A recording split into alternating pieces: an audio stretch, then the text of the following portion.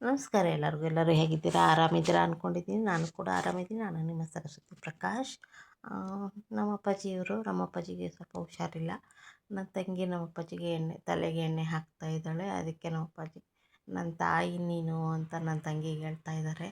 ಯಾಕಂದರೆ ಈಗ ಅವರೇ ಮಗು ಆಗ್ಬಿಟ್ಟಿದ್ದಾರೆ, ನಾವೇ ಅವ್ರ ತಂದೆ ತಾಯಿ ಥರ ಆಗ್ಬಿಟ್ಟಿದ್ದೀವಿ. ಹಂಗೆ ಒಂದು ಟೈಮಲ್ಲಿ ಅವರು ನಮ್ಮನ್ನು ಸಾಕಿ ಸಲುವಿ ಕಷ್ಟಪಟ್ಟು ಎಷ್ಟು ನಮಗೋಸ್ಕರ ತ್ಯಾಗ ಮಾಡಿದ್ದಾರೆ.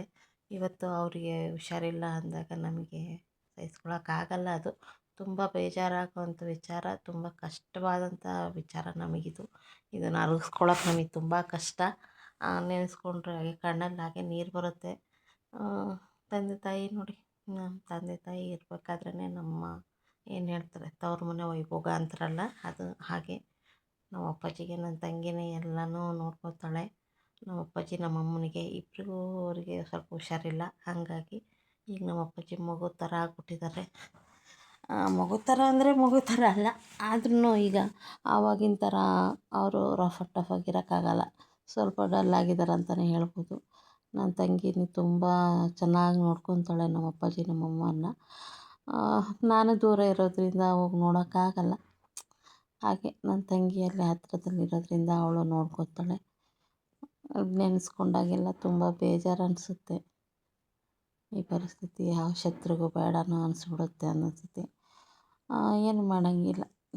ತಂದೆ ತಾಯಿಗೆ ಮಕ್ಕಳಾಗಬೇಕು, ಮಕ್ಕಳಿಗೆ ತಂದೆ ತಾಯಿ ಆಗಬೇಕು. ಒಂದು ವಯಸ್ಸಲ್ಲಿ ನಮಗೆ ನನ್ನ ತಂದೆ ತಾಯಿ ನಮ್ಮನ್ನು ಮಕ್ಕಳಿದ್ದಾಗ ಎಷ್ಟು ಕಷ್ಟಪಟ್ಟು ಸಾಕಿದ್ದಾರೆ, ಎಷ್ಟು ನಮ್ಮನ್ನು ನೋಡ್ಕೊಂಡಿದ್ದಾರೆ. ಈಗ ನಾವು ಮಾಡ್ತಾ ಇರೋವಂಥದ್ದು ಏನು ಸಾಸಿವೆ ಕಾಳಷ್ಟು ಇಲ್ಲ. ಅವ್ರು ಮಾಡಿರೋದ್ರಲ್ಲಿ ಅವರು ಋಣ ತೀರ್ಸೋಕ್ಕೆ ಸಾಧ್ಯವೇ ಇಲ್ಲ. ಯಾವ ಮಕ್ಕಳ ಕೈಯಲ್ಲೂ ಅವರು ಋಣ ತೀರ್ಸೋಕ್ಕೆ ಸಾಧ್ಯವೇ ಇಲ್ಲ. ನಾವು ಸಾಸಿವೆ ಕಾಳಷ್ಟನ್ನು ತೀರ್ಸೋಕ್ಕೆ ಸಾಧ್ಯ ಇಲ್ಲ ಅಂತ ನಾನು ಹೇಳ್ತೀನಿ. ನಮ್ಮ ಅಪ್ಪಾಜಿಗೆ ನಿಂಗೆ ಶಕ್ತಿ ಇದೆ ನನ್ನ ಎಳಿ ಅಂತ ಇದ್ಲು. ಹಾಗಾಗಿ ನಮ್ಮ ಅಪ್ಪಾಜಿಗೆ ಸ್ವಲ್ಪ ಮಸಾಜ್ ಮಾಡೋದು, ಅವ್ರಿಗೆ ಏನಂತಾರೆ ಧೈರ್ಯ ತುಂಬುವಂಥ ಕೆಲಸನೂ ಮಾಡ್ತಾಳೆ ನನ್ನ ತಂಗಿ. ಫುಲ್ ಸ್ಟ್ರಾಂಗ್ ನಮ್ಮ ಅಪ್ಪಾಜಿ. ಅಷ್ಟು ಹುಷಾರಿಲ್ಲ ಅಂದರೂ ಅವ್ರು ಯಾವತ್ತೂ ಧೃತಿ ಕೆಟ್ಟಿಲ್ಲ. ಅವರು ಕೂರಲ್ಲ, ಈಗಲೂ ಸಮೇತ ಕೂತ್ಕೊಳ್ಳಲ್ಲ. ಓಡಾಡೋಕ್ಕಾಗಲ್ಲ, ನಂಗೆ ತಲೆ ಸುತ್ತುತ್ತೆ ಅಂತಾರೆ. ಆದ್ರೂ ಬಿಡಲ್ಲ, ರೋಡ್ಗೆಲ್ಲ ಅಡ್ಡಾಡ್ಕೊಂಡು ಹೋಗ್ಬಿಡ್ತಾರೆ, ನಿಲ್ಲೋದೇ ಇಲ್ಲ. ನನ್ನ ತಂಗಿ ಸ್ವಲ್ಪ ನಮ್ಮ ಅಪ್ಪಾಜಿ ಹತ್ರ ತಮಾಷೆ ಮಾಡಿಕೊಂಡು ಅವ್ರಿಗೆ ಯಾವಾಗೂ ಎನರ್ಜಿ ಆಗಿರ್ತಾಳೆ. ಅವಳಿದ್ದರೆ ಅವರಿಗೆ ತುಂಬ ಖುಷಿ. ಏನು ಮಾಡೋದು, ತಂದೆ ತಾಯಿಗೆ ಮಕ್ಕಳೇ ಆಗಬೇಕಲ್ವ. ನೋಡಿ ಯಾವ ರೀತಿ ಜಗಳ ಮಾಡ್ತಾಳೆ ನಮ್ಮ ಅಪ್ಪಾಜಿ ಹತ್ರ. ಜಗಳ ಅಂತಂದರೆ ನಮ್ಮ ಅಪ್ಪಾಜಿಗೆ ನಿಂಗೆ ಶಕ್ತಿ ಇದೆಯಾ ನೋಡು, ಹೆಂಗೆ ಹಿಂಗೆ ಅಂದ್ಕೊಂಡು ಇದು ಮಾಡ್ತಾಳೆ ನಮ್ಮ ಅಪ್ಪಾಜಿ. ಆದ್ರೂ ಜಗ್ಗಲ್ಲ. ಪೊಲೀಸ್ ಅಲ್ವಾ, ಅವರು ಬ್ಲಡ್ಡಲ್ಲೇ ಪೊಲೀಸ್ ಗುಣ ಇದ್ದೇ ಇರುತ್ತೆ. ಏನಂದ್ರೂ ಸ್ವಲ್ಪನೂ ಜಗ್ಗಲ್ಲ ನಮ್ಮ ಅಪ್ಪಾಜಿ. ಪೊಲೀಸ್ ಆಗಿದ್ದರು ಅವರು, ಪೊಲೀಸ್ ದೆಬ್ಬೇದಾರ್ ಆಗಿದ್ದರು. ರಿಟೈರ್ಡ್ ಆಯಿತು. ರಿಟೈರ್ಡ್ ಆಗಿ ಸುಮಾರು 15 ವರ್ಷ ಆಯಿತು. ಈಗ ಸ್ವಲ್ಪ ಹುಷಾರಿಲ್ದಂಗಾಗಿ ಶುಗರು ಬಿ ಪಿ ಎಲ್ಲ ಶುರುವಾಗಿ ಸ್ವಲ್ಪ ಡಲ್ ಆಗಿದ್ದಾರೆ. ಪರವಾಗಿಲ್ಲ, ನಾವಿದ್ದೀವಿ ನಮ್ಮ ತಂದೆ ತಾಯಿಗೆ ಅಂತ ನಾನು ಹೇಳೋಕ್ಕೆ ಇಷ್ಟಪಡ್ತೀನಿ. ಏನು ಮಾಡೋದು ಹೇಳಿ.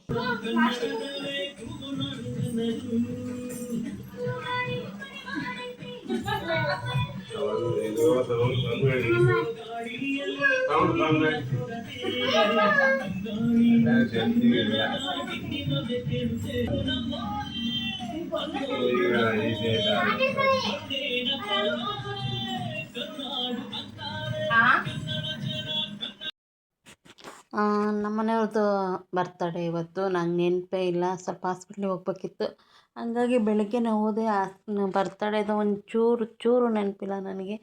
ಒಂದು ವಾರದಿಂದ ಬರ್ತಡೇ ಮಾಡಬೇಕು, ಮನೇಲೇ ಕೇಕ್ ಮಾಡಬೇಕು, ಹಾಗೆ ಮಾಡಬೇಕು ಹೀಗೆ ಮಾಡಬೇಕು ಅಂತಿದ್ದವಳು ಮರೆತು ಕೊನೆಗೆ ಏನೂ ಮಾಡೋಕ್ಕೆ ಆಗಲಿಲ್ಲ. ಕೊನೆಗೂ ಬೇಕ್ರಿಲಿ ಹಾಸ್ಪಿಟ್ಲಿಂದ ಬರ್ತಾನೆ ಬೇಕ್ರಿಲಿ ನಾನೊಂದು ಕೇಕ್ ತಂದು ನಮ್ಮನೆಯವ್ರಿಗೆ ಕಟ್ ಮಾಡಿಸ್ದೆ.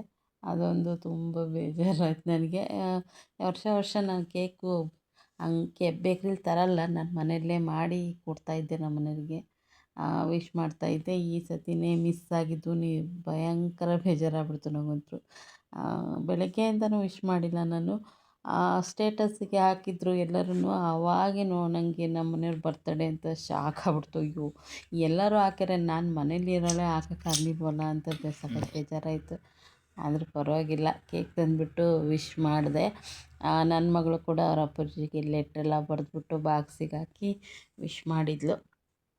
ಹಂಗೆ ಏನು ಮಾಡೋದು ನಮ್ಮ ಮನೇಲಿ ಇವಾಗ ನೆನಪಾಯ್ತಾ ನಿನಗೆ ಬರ್ತಡೇ ಅಂತೆಲ್ಲ ಅಂದರು. ಮರ್ತ್ಬಿಟ್ಟಿದ್ನಲ್ಲ ಏನು ಮಾಡೋದು, ಹಾಗಾಗಿ ಸುಮ್ಮನಾಗ್ಬಿಟ್ಟೆ. ನೋಡಿ ಈ ಥರ ಸಿಂಪಲ್ಲಾಗಿ ನಮ್ಮ ಮನೆಯಲ್ಲಿ ಆದಂಥ birthday. Thank you for watching.